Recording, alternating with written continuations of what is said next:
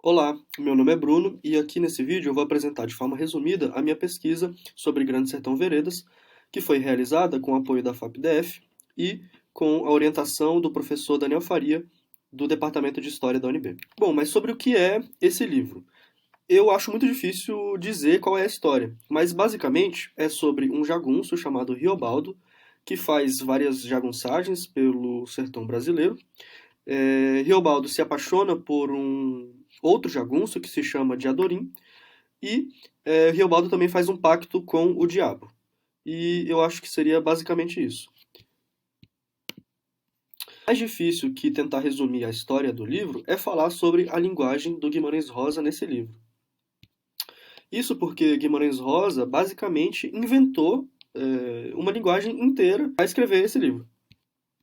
A minha sugestão é que você leia esse trecho da primeira página de Grande Sertão Veredas para ter o contato com o texto e para sentir como é essa poesia. A pergunta principal que orientou minha pesquisa foi a seguinte: como trabalhar com uma obra literária, Grande Sertão Veredas, como fonte histórica?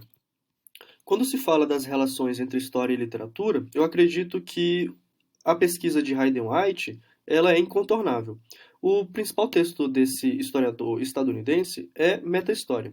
Nesse texto, que é a tese dele, ele pegou a teoria literária e usou para analisar textos de história. Fundamentalmente, o que Hayden White faz é compreender a narrativa histórica como uma estrutura verbal. Então, da mesma forma como uma narrativa literária é uma estrutura verbal, a narrativa histórica também é. No terceiro capítulo desse livro aqui, que é uma coletânea de ensaios do Hayden White, ele argumenta que o texto histórico pode ser visto como um artefato literário. Então, por exemplo, ele vai dizer que o texto histórico vai operar da mesma forma como uma metáfora opera. E aí ele dá o exemplo dessa metáfora: meu amor, uma rosa. Quando a gente ouve essa metáfora, ninguém entende que a pessoa amada é literalmente uma rosa.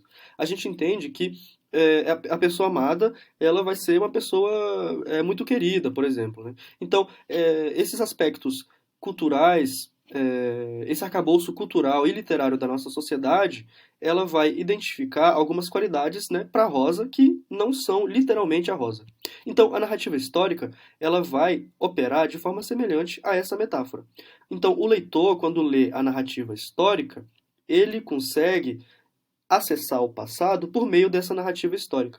Essa narrativa histórica, ela não representa literalmente o que aconteceu no passado. Ela é como se fosse uma metáfora, que o leitor que compartilha desse arcabouço cultural e literário igual ao do historiador, então aí é possível essa espécie de triangulação entre o leitor, o texto do historiador, que fez a narrativa histórica, e o passado. Outra pesquisa que usei para fundamentar a minha pesquisa foi o manifesto de Ivan Jablonka, que é um historiador francês que argumenta que a história é uma literatura contemporânea. Ele fala que compreender, explicar e demonstrar, ele fala que são operações universais. E o texto literário, por exemplo, possui a capacidade de fazer essas operações.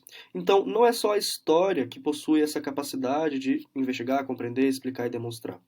O texto literário também possui essa capacidade. E, portanto, também possui a capacidade de reproduzir um raciocínio histórico. Assim como um documentário também, por exemplo.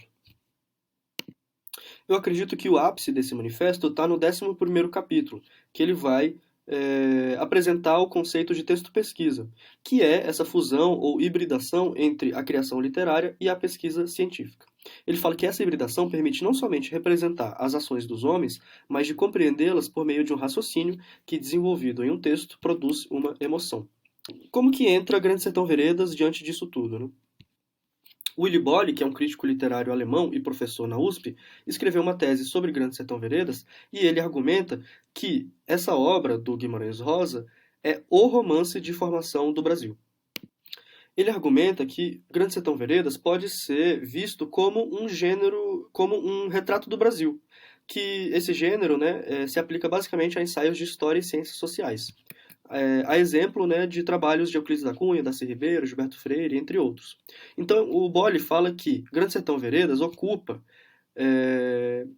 em relação àquelas obras canônicas, uma posição complementar e concorrente. O mais interessante é que Bolle consegue dar a devida importância à interpretação social em Grande Sertão Veredas, sem deixar de lado os aspectos estéticos. Bolle fala que o objetivo é mostrar que, através desse romance, a realidade histórico-social do país é iluminada por uma qualidade específica de conhecimento, que, desse modo, não se encontra em nenhum outro tipo de discurso.